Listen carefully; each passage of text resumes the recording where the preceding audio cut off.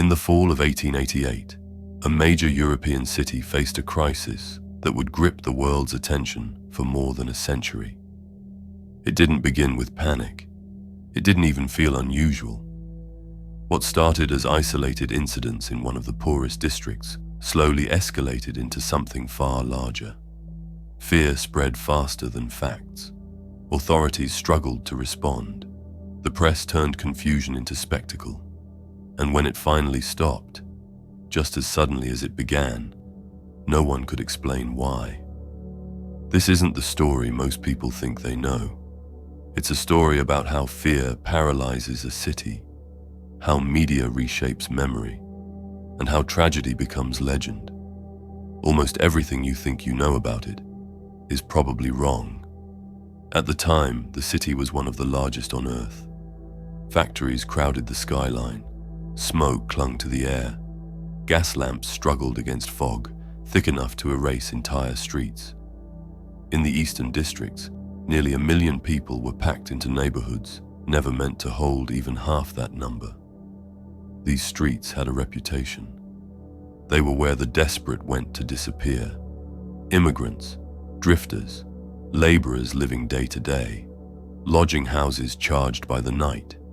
If you couldn't afford a few coins for a bed, you slept sitting up, or you didn't sleep at all. For women here, survival was especially fragile. There was no safety net, no reliable work, no protection. Each night meant risk, weighed against hunger. The authorities largely ignored the area. As long as suffering stayed contained, the rest of the city looked away. Local police were understaffed, overwhelmed by petty crime, unrest, and poverty that never seemed to ease. Then near the end of summer, something happened. At the time, it wasn't considered connected to anything at all. A woman was found early one morning. The scene was violent, but violence wasn't rare here. Investigators recorded the details, did what they could, and moved on. No alarm was raised. No citywide warning issued. Just over a week later, it happened again. This time, something felt different. Not louder, not more public, just deliberate. A medical examiner noted details that unsettled him, not because of their brutality, but because of the intent behind them. Still, 2 incidents weren't enough to draw conclusions. The city had learned not to overreact, but whispers began to circulate. The locations were close. The timing was similar. The victims came from the same vulnerable population. And while no one wanted to say it out loud, the similarities were becoming harder to dismiss. Police quietly increased patrols. Reports were compared. Specialists were consulted. They told themselves it might still be coincidence. By the end of September, no one was saying that anymore. Then came one night that removed any remaining doubt.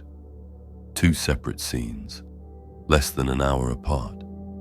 The first appeared interrupted. The second, completed.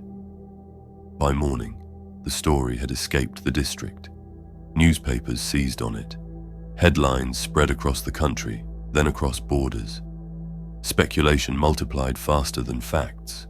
Every detail became a headline. Every theory found an audience. The police had no answers, and that silence was quickly filled. Letters began to arrive. Most were nonsense. False confessions, hoaxes, people chasing attention in the chaos. Sorting truth from noise became nearly impossible. But a few letters unsettled investigators. Some referenced details that hadn't been released publicly.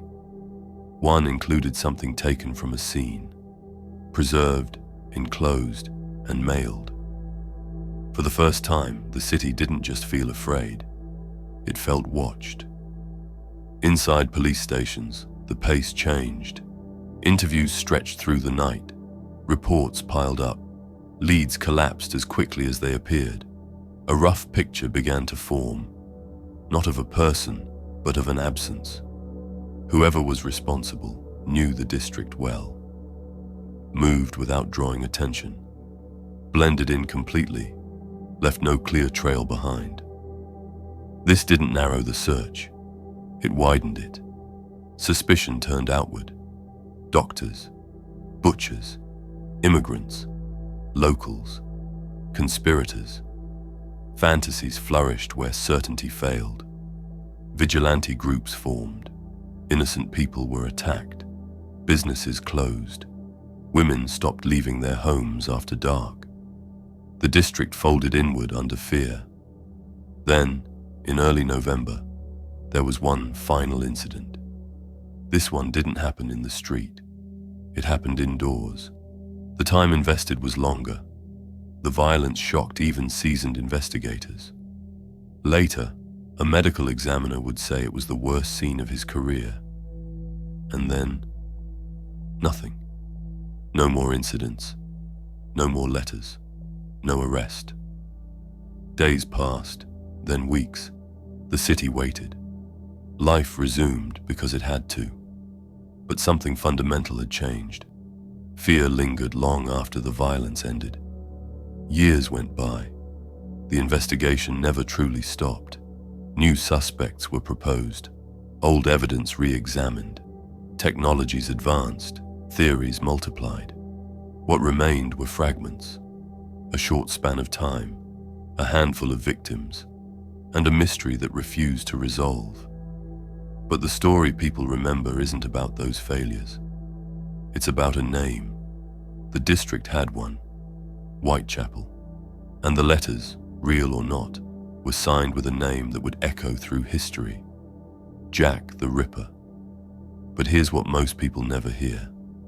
Much of what popular culture repeats is exaggerated or invented. The so-called canonical victims were chosen years later. Many letters were likely written by journalists chasing sales. Suspects range from barely plausible to absurd.